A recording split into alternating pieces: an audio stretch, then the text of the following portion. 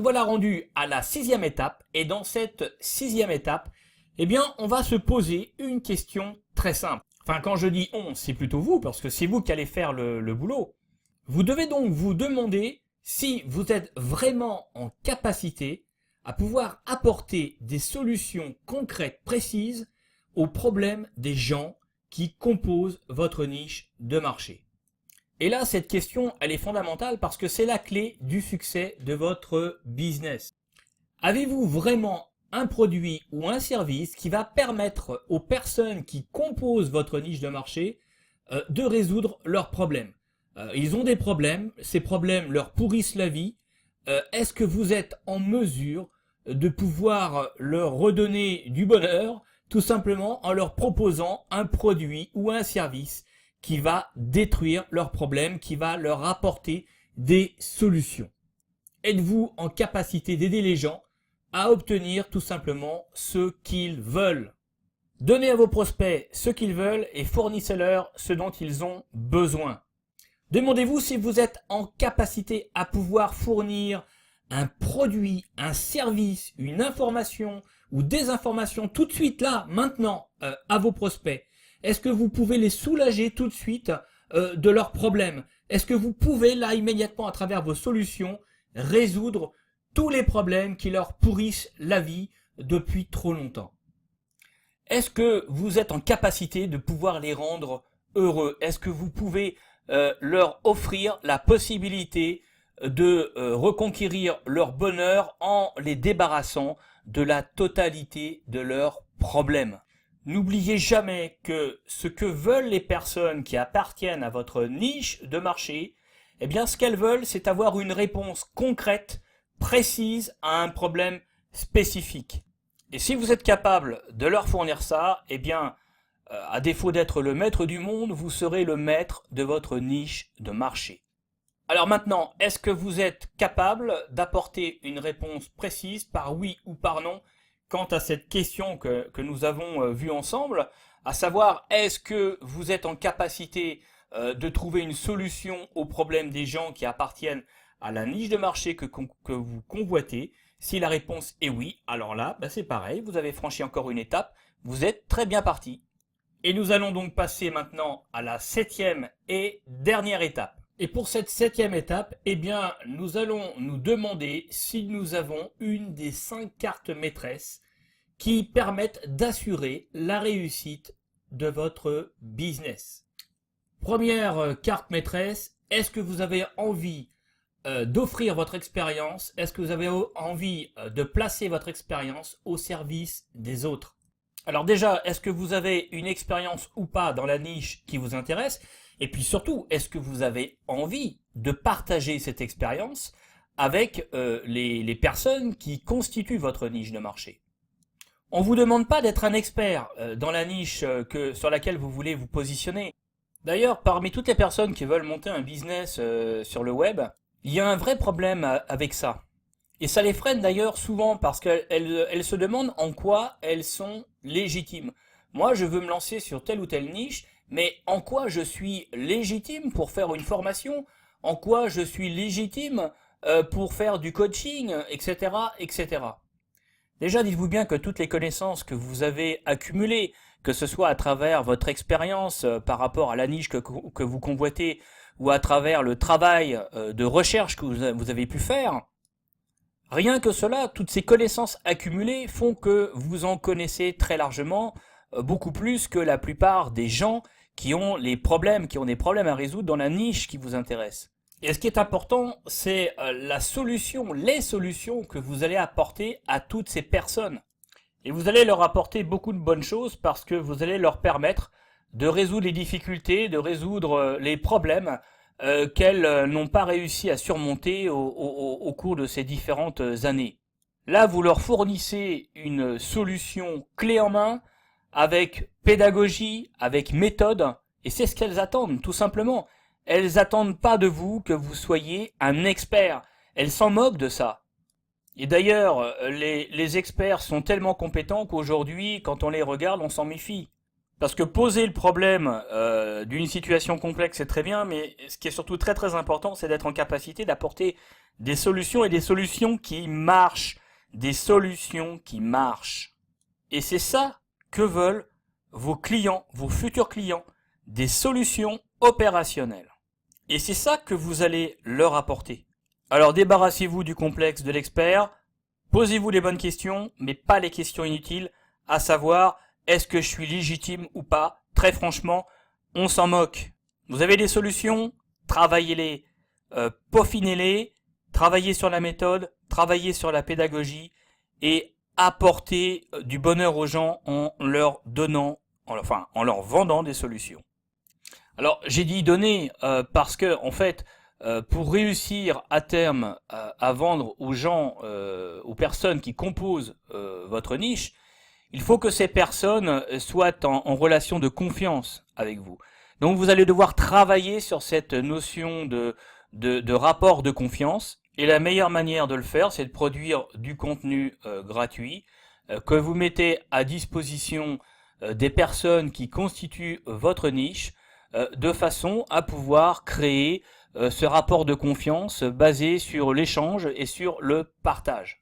Et c'est comme cela que vous allez finir par vous constituer une audience qui va vous être fidèle et qui va rechercher vos contenus parce que cette audience trouve à travers votre contenu des solutions, une chaleur humaine aussi sans doute, et en tout cas elle s'habitue à vous, à votre façon de présenter les choses.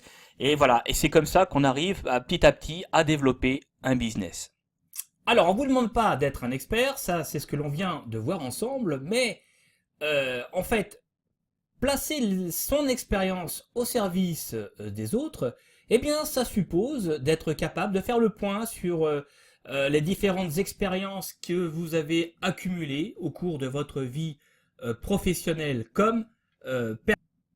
Et demandez-vous en quoi ces expériences que vous avez accumulées pourraient vous aider à percer dans votre niche. Placez ces expériences aussi en relation avec votre niche et ne vous demandez pas si vous avez l'expérience suffisante ou pas pour vous lancer dans telle ou telle niche.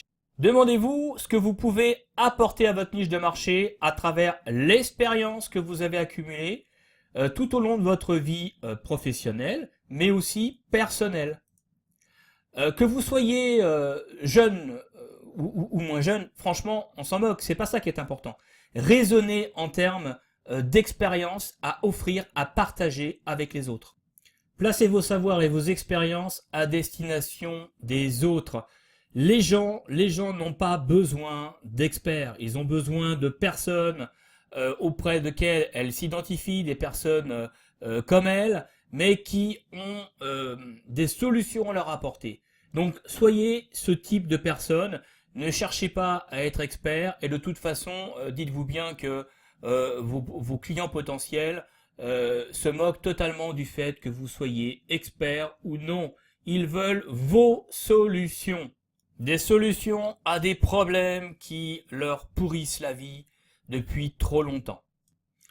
Alors je sais que je risque de me répéter, mais donc débarrassez-vous au plus vite du complexe de l'expert, parce que les gens n'attendent pas de vous que vous soyez un expert. Ce qu'ils attendent de vous, c'est des solutions précises, concrètes, pour résoudre les problèmes qui leur pourrissent la vie depuis trop longtemps. Donc n'ayez pas peur et lancez-vous. Alors, autre carte maîtresse, la passion au service de votre projet. Alors ça, c'est quelque chose de très important. C'est très important parce que j'ai rarement vu des personnes réussir dans des domaines qui les passionnaient pas. Alors faites le point sur vos passions et orientez-vous de préférence vers une niche qui correspond à une de vos passions. Trouvez au sein de votre niche des thèmes, des sujets qui vous passionnent.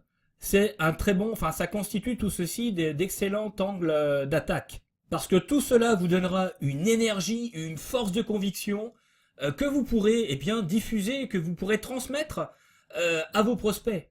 Vous allez les contaminer par votre passion et croyez-moi, ce type de contamination, ça débouche sur de bonnes maladies. La passion, eh bien, ça donne la niaque, ça donne l'envie de se battre, et lorsque vous avez des obstacles qui se présentent, parce que vous en aurez forcément, c'est normal, on y passe tous, eh bien, la passion fera également, avec le travail bien évidemment, mais la passion fera la différence, croyez-moi. Alors, troisième carte maîtresse, c'est la carte de l'intérêt. Alors là encore, l'intérêt, c'est très important, il faut absolument que vous fassiez le point, eh bien, tout simplement sur ce qui vous intéresse, et choisissez une niche en conséquence, et pas seulement selon des critères purement liés à la performance, soit en termes de statistiques, soit en termes de gains.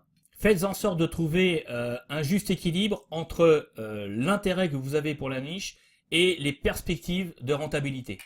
Alors, autre carte maîtresse également à posséder, c'est votre capacité en matière de recherche. Alors avez-vous un esprit de chercheur et de découvreur? Vous savez, la création de contenu sur Internet, ça passe par un certain état d'esprit. Il faut aimer rechercher des informations sur le web. On est un peu entre le rôle de l'enquêteur et du documentaliste en fait.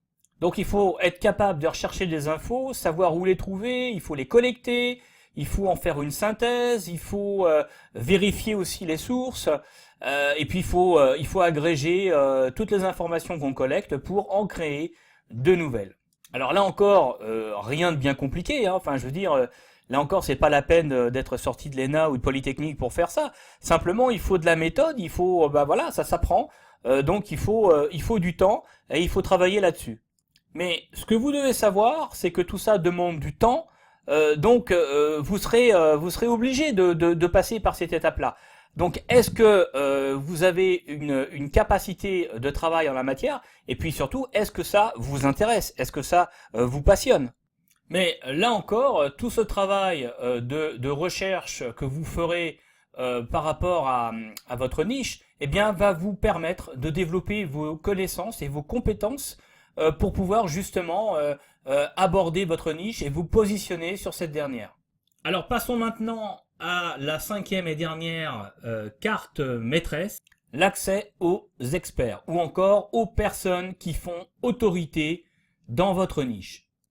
Donc demandez-vous par rapport à la niche sur laquelle vous voulez vous positionner, demandez-vous si vous avez accès à des personnes qui font autorité, à des experts, tout simplement parce que ces personnes, eh bien, si vous réussissez à les interviewer, eh bien, ça va renforcer dès le départ votre crédibilité. Et puis souvent, ces personnes sont pas avares de conseils, et puis elles peuvent également vous ouvrir des portes et vous permettre de rencontrer d'autres personnes de premier plan par rapport à la niche que vous convoitez, et à partir de là, vous aider à tisser votre propre réseau social.